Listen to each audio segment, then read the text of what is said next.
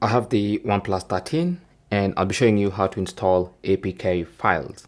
Now, APK files are basically Android apps that are not necessarily available on the Google Play Store, because if they were available, you just go to the Play Store and install them from there.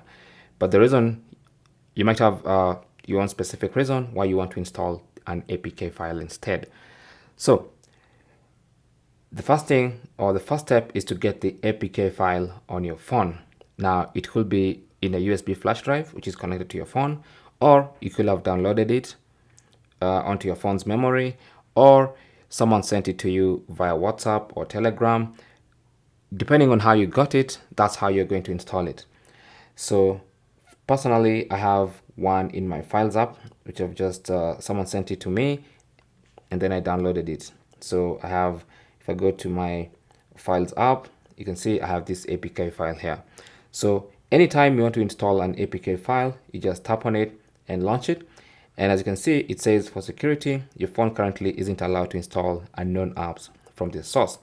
But you can change this in the settings. So very simply go to settings, and it's gonna ask you to allow installation of APK files from this source. So the source is my files. So you want to come here and enable this.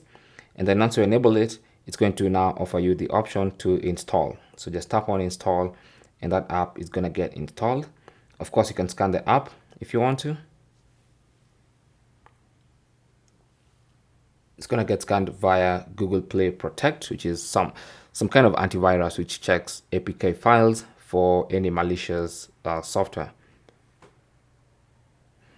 Once the scanning is complete, it will allow you to continue with the installation. And as you can see, the app is now installed. So you can either launch it or just tap on done.